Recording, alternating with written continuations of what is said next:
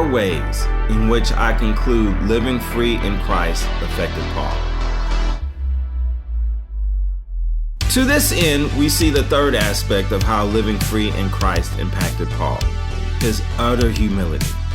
Humility was Paul's natural reaction to God's revelation of Jesus Christ. Paul was humbled by the love God had unveiled to those who believed the gospel and were saved. But most of all, he was humbled by God choosing him as an example of his grace. The call to be in Christ and spread the gospel was a work of gratitude for Paul. Although he was a Hebrew of Hebrews and perfect in keeping the law, he grew to understand the necessity of God's grace. He thanked God constantly for the opportunity of preaching the gospel. Christ was his model for true humility. Like the other apostles, Paul welcomed his suffering as a privilege of preaching the gospel. Although he endured intense persecution from the Jews, his heart was encouraged by the faith of the early believers and their mutual willingness to suffer for the sake of the gospel. The humility Paul experienced through these sufferings was necessary for him to know Christ. He says, "I want to know Christ and experience the mighty power that raised him from the dead. I want to suffer with him, sharing in his death, so that one way or another I will experience the resurrection from the dead." When we come to truly know who Christ is and what he's done for us, we can rejoice in sufferings, persecutions, and life's everyday circumstances because of the gift of humility they bring us that we could not acquire any other way.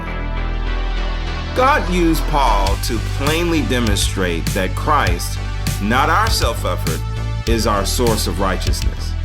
Paul discovered that there's no comparison to this new way of living free in Christ versus the old way of living in bondage to the law. He realized his old way of living was futile and hopeless. Trying to work his way out of sin, merit God's favor, and obtain the righteousness necessary to be saved was impossible. Instead, Paul experienced a change of heart produced by God's Spirit. He realized there's no other way to God. There's no other hope or plan of salvation. And in this realization, Paul was humbled. In Christ, God's faithfulness is on display. He is the one who brings the dead back to life and makes all things new.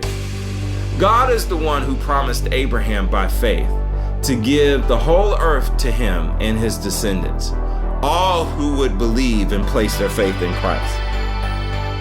The very character of God, his faithfulness, enraptured Paul.